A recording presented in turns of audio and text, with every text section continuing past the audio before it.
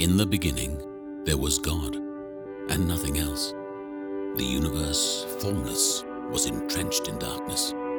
God spoke, creating the heavens and the earth. Then, suddenly, there was light.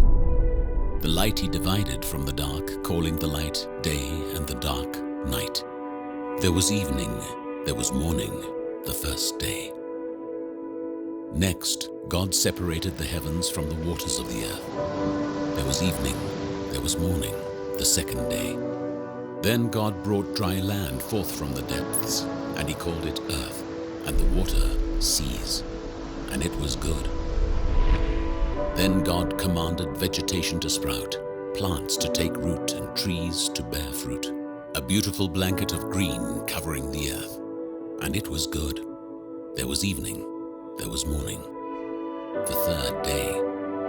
Next he scattered the stars across the heavens and hung two great lights in the expanse, the greater to rule the day and the lesser to rule the night. And it was good. There was evening, there was morning, the fourth day.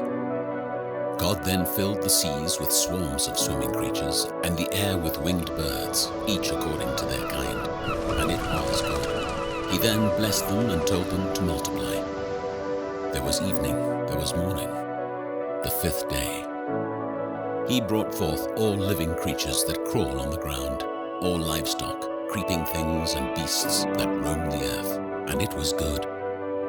Then God said, "Let us make man in our image, and let them have dominion over the fish of the sea and the birds of the air, and over the livestock, and over all the earth." So God created man in his image, male and female. He created them. He blessed them, told them to be fruitful and multiply, gave them rule over the fish and the creatures of the land, and granted them the lush vegetation as food.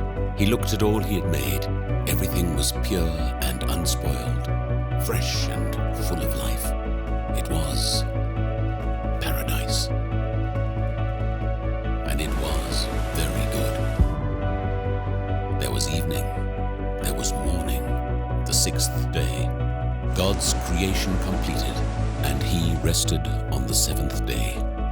Now to man and woman he gave a choice: follow the temptations of evil, or hold true to the righteousness of God. We chose temptation. As humans increased in number, we lied, cheated, stole, envied, overindulged, murdered. And with every passing generation, our ambition grows away from the Creator, God, and marvels at the things we create. Advanced civilizations, evolving technologies, great structures, social fabrics, neighborhoods, shopping malls, clothing brands, sports teams, all the while being fully devoted to our greatest idol, ourselves.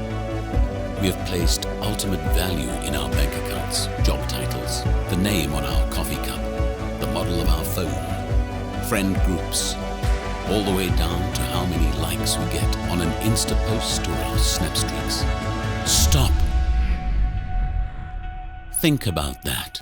Why is this where we find value? While our focus on God diminishes, complexities of life compound. The God who gives us breath, who grows mountains, who spins the planets, illuminates the sky, desires and calls out. He wants our all. Yet we enlarge our scope on moments that die before starting. He spoke, and it came to be. He commanded, and it stood firm. We, in ignorance, look in his face and only see anger and despair and ground that is shakeable. But the Lord brings the counsel of the nations to nothing. He frustrates the plans of the peoples. The counsel of the Lord stands forever. From where he sits enthroned, he looks out on all the inhabitants of the earth. Stand in awe of the Creator, the one worthy of your heart. He demands our awe because he created it.